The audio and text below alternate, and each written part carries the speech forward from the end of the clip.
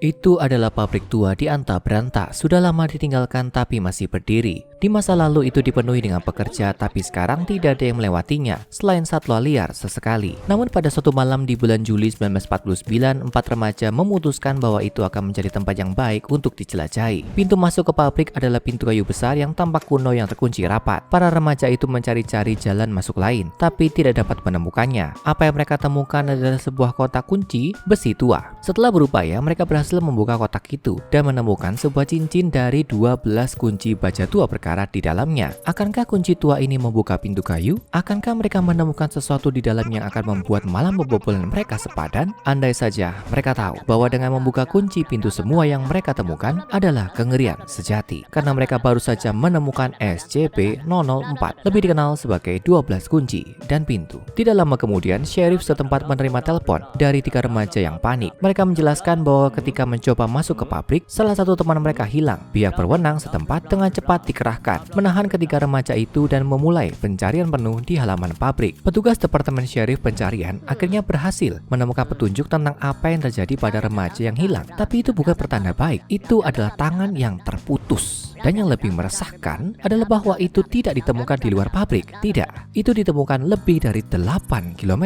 jauhnya. Tak lama kemudian bagian tubuh lain juga ditemukan, beberapa sejauh 32 km jauhnya. Tapi bagaimana mungkin bagian tubuh remaja yang meninggal itu tersebar begitu cepat dan begitu jauh satu sama lain? Para remaja yang masih hidup diinterogasi, mereka semua mengulangi cerita liar yang sama. Remaja yang sekarang sudah meninggal itu telah mengambil salah satu kunci dari kotak tua yang mereka temukan dan memakainya untuk membuka kunci pintu kayu kuno yang aneh yang menuju ke pabrik. Mereka membuka pintu dan melangkah masuk, dan saat mereka melakukannya, mereka segera tercapik-capik lalu tiba-tiba menghilang. Itu bukan kunci biasa dan ini bukan pintu biasa. Jelas, ini adalah pekerjaan untuk organisasi SCP. Agen SCP dikerahkan ke lokasi untuk mulai menyelidiki anomali ini. Setelah mendapatkan kunci dari otoritas tempat, agen tersebut membawa sekelompok 12 anggota tingkat D untuk mengujinya, satu untuk setiap kunci, dan segera menjadi jelas bahwa ada satu efek yang umum. 10 kunci tampaknya menyebabkan efek yang sangat membahayakan. Setelah mencoba kunci di pintu, subjek tes langsung terkoyak seperti remaja malang itu. Sementara satu kunci menyebabkan bagian tubuh tersebar di sekitarnya. Semua yang lain tampak menghilang di udara. Tapi 2 kunci lainnya terbukti lebih menarik bagi organisasi. Tidak seperti semua tes lainnya, tingkat D yang menggunakan kunci yang ditunjuk SCP-004-7 dapat memasuki pintu dan kembali sepenuhnya tanpa cedera. Tapi tingkat D yang menggunakan SCP-004-12 adalah cerita yang berbeda. Secara fisik dia kembali tanpa cedera, tapi dia tampak terhuyung-huyung keluar dari ruangan. Dia ambruk dan kemudian mulai mencoba mencongkel matanya dengan panik dan ketakutan. Dia dengan cepat ditahan dan diinterogasi, tapi dia tidak cukup koheren untuk memberitahu organisasi apa yang bersembunyi di balik pintu. Tingkat D pertama yang masuk menggunakan SCP-004-7, orang yang kembali dengan utuh dan waras, hanya mengatakan bahwa itu adalah ruangan besar di dalam, jauh lebih besar daripada bangunan yang terlihat dari luar. Lalu ditentukan bahwa kunci ini cukup aman untuk pengujian lebih lanjut. Pintu dibuka lagi menggunakan kunci yang sama dan peneliti organisasi mendorongnya agar terbuka sehingga tim bersenjata bisa masuk dan mudah-mudahan keluar.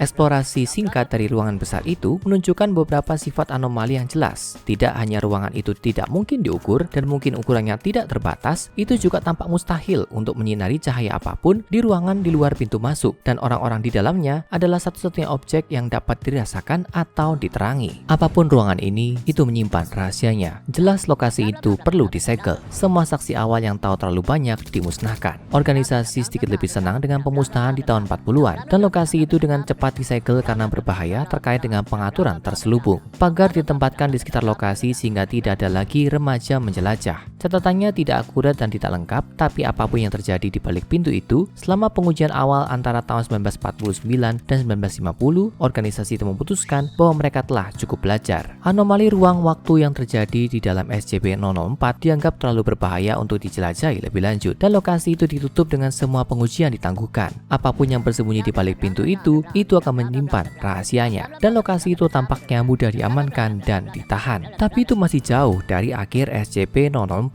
dan 50 tahun kemudian kehadirannya diketahui lagi. Itu adalah malam Juli yang lain. Beberapa dekade setelah remaja malang itu pertama kali membuka pintu ke SCP-004, hanya beberapa potongan tubuh mereka yang akan ditemukan. Tapi tiba-tiba sisa mayat itu muncul persis di tempat terakhir itu terlihat, di luar pintu kayu tua. Lebih aneh lagi adalah kenyataan bahwa meskipun subjek telah meninggal bertahun-tahun yang lalu, tubuhnya masih segar, seolah-olah baru dibunuh pada hari yang sama. Dan ini bukan satu-satunya kemunculan kembali yang tiba-tiba. 2 hari kemudian, bagian tubuh kedua yang hilang muncul di depan pintu. Ini dengan cepat diidentifikasi sebagai salah satu dari 12 subjek tes yang membuka pintu. Ilmuwan organisasi sekali lagi dikirim ke lokasi tersebut untuk menjelajahi anomali ruang waktu dan menjadi jelas bahwa apa yang masuk ke dalam pintu tidak tinggal di sana. Sepertinya itu pergi ke suatu tempat yang tidak ada di bidang yang sama dengan realitas kita. Dan jika itu bisa dipahami, itu bisa digunakan. Pada tanggal 21 Maret 1999, organisasi mulai membangun sebuah lokasi di dalam SCP-004, tapi tidak untuk tujuan pengujian atau penelitian. Senjata nuklir di seluruh dunia berkembang biak dengan cepat dan semakin banyak bukti yang menunjukkan bahwa Perang Dunia Ketiga akan segera terjadi. Organisasi membutuhkan lokasi yang dapat bertahan dari apapun, dan ruangan misterius yang dibuka oleh kunci perkarat itu sepertinya bisa menjadi penyelamat mereka. Persediaan akan masuk ke dalam ruangan dan akan disimpan di sana tanpa batas waktu, bahkan aman dari pengusaha nuklir. Tapi menyiapkan lokasi itu akan menimbulkan tantangannya sendiri. Sekarang dijuluki lokasi 62, fasilitas itu segera diperluas untuk menampung SCP tertentu juga. Selain komputer super untuk menampung semua data organisasi, ini akan menjadikannya cadangan lain yang tak ternilai jika terjadi peristiwa akhir dunia yang mengharuskan pengulangan awal. Lokasi itu selesai pada tahun berikutnya. Selama waktu itu mereka menambahkan unit penahanan berteknologi tinggi yang dapat menampung bahkan spesimen SCP yang paling berbahaya. Masuk dan keluar fasilitas tampaknya menimbulkan resiko bagi mereka yang bekerja di dalamnya. Waktu tidak lagi berperilaku seperti seharusnya, bahkan ketika menggunakan satu kunci aman. Orang-orang akan menghabiskan waktu berminggu-minggu di lokasi tersebut, lalu keluar dengan mengklaim bahwa mereka hanya berada di sana beberapa hari. Itu sangat tidak terduga, dan organisasi memutuskan bahwa akan lebih baik untuk menghilangkan faktor X ini. Semua anggota yang bekerja di lokasi 62 sekarang akan tinggal di lokasi itu secara permanen, dengan keluarga mereka diberitahu bahwa mereka telah meninggal dalam suatu kecelakaan. Saat itu 18 Agustus 2003 ketika Amerika Serikat dan Kanada dilanda pemadaman listrik besar-besaran, mematikan listrik ke banyak pusat populasi terbesar di timur laut. Sementara organisasi SCP memiliki cadangan di setiap lokasi, beberapa generator rusak dan itu membutuhkan waktu 53 menit sebelum listrik dapat dipulihkan. Selama waktu itu, mereka yang berada di dalam ruangan misterius ini terjerumus ke dalam kegelapan total, dan segera menjadi jelas bahwa mereka tidak sendirian. Di ruangan yang gelap, anggota melaporkan merasa seperti dikelilingi oleh orang-orang yang seharusnya tidak ada di sana dan makhluk yang seharusnya tidak ada. Sementara mereka tidak bisa melihat apa-apa dan tidak ada yang menyentuh mereka, mereka bersikeras bahwa ada sesuatu yang mengintai di ruangan itu, dan mungkin sudah lama sekali. Tampaknya sumber cahaya yang terbatas mungkin satu-satunya hal yang membuat entitas ini, apapun itu, tertahan. Ketika pengujian telah dilanjutkan pada SCP-004, setelah mayat-mayat itu muncul kembali di luar pintu, organisasi memutuskan untuk mulai mengeksplorasi efek dari SCP-004-12 juga. Bagaimana kunci ini menyebabkan kengerian psikologis sedemikian rupa sehingga subjek akan mencoba mencongkel matanya sendiri? Kunci ini tampaknya membuat mereka gila, dan dari 16 subjek, hanya 4 yang masih hidup untuk waktu yang lama setelah mereka kembali. Sebagian besar tetap dalam keadaan katatonik, tapi satu diberi terapi ekstensif dan mendapatkan kembali kemampuan untuk komunikasi yang memungkinkan dia untuk memberikan organisasi gambaran terbaik mereka tentang apa yang mengintai di dalam ruangan. Sementara anggota tingkat D masih sangat terpengaruh oleh waktunya di dalam ruangan dan menderita amnesia hampir total, dia mengingat beberapa hal. Dia ingat teror yang mendalam dan ingatan yang dipaksakan ke dalam pikirannya yang tidak masuk akal, seolah-olah itu ditanamkan secara artifisial. Dan dia ingat dia tidak sendirian. Dia menggambarkan makhluk hijau besar, cukup besar sehingga dia tidak bisa melihat di mana itu mulai dan di mana itu berakhir. Organisasi juga tidak tahu apa itu, tapi apa yang mereka ketahui dengan pasti adalah bahwa ketika 10 kunci digunakan, pintu terbuka ke dimensi di mana hukum fisika sangat berbeda sehingga sama sekali tidak dapat dipertahankan. Studi sedang berlangsung tentang apa yang membuat efek ini begitu fatal dan jika ada cara untuk bertahan. Tapi tidak ada jawaban yang ditemukan, dan dengan hanya 3 mayat korban yang ditemukan sejauh ini, hanya ada sedikit bukti. Tapi satu objek yang ditemukan di tempat itu menarik minat secara lebih. Ditemukan kira-kira setahun setelah anomali awal di kantor manajer di halaman pabrik. SCP-004-14 tampaknya merupakan versi miniatur dari anomali tersebut. Itu adalah kotak besar yang terbuat dari kayu, dan itu adalah satu-satunya benda lain yang dibuka oleh satu kunci berangkas, serta 5 kunci lainnya yang menyebabkan kematian saat digunakan di pintu utama. Dan kotak ini juga memiliki sifat yang tidak biasa. Ini terbuka secara otomatis, dan seperti ruang SCP-004 tampaknya jauh lebih besar di dalam daripada di luar. Hal ini dimungkinkan untuk masuk dan keluar dengan aman, tapi ketika kotak itu dikunci lagi, itu adalah cerita yang berbeda. Benda-benda yang ditempatkan di dalam kotak tampaknya tidak mempengaruhi beratnya, dan ketika kotak itu ditutup dan dikunci, benda-benda itu lenyap sama sekali. Tidak seperti ruang utama, tidak ada yang masuk dan terkunci di dalam yang pernah ditemukan. Ini termasuk makhluk hidup. Beberapa jawaban telah ditemukan tentang kemana mereka pergi, dan mungkin kotak itu dapat digunakan untuk membuang spesimen yang dianggap terlalu berbahaya. Tapi tanpa jawaban tentang kemana mereka pergi dan kapan mereka akan kembali, ini mungkin terlalu beresiko. Karena SCP-004 tetap di tempatnya, prosedur penahanan khusus berfokus untuk memastikannya tetap seperti itu. Dilarang keras mengambil kunci lain apapun melalui pintu karena takut itu hilang atau menyebabkannya bereaksi dengan cara yang tidak terduga. Jika lokasi dibobol atau apapun yang ditahan di lokasi 62 mencoba meloloskan diri, organisasi siap untuk mengaktifkan hulu ledak di tempat. Hanya karyawan dengan izin tingkat 1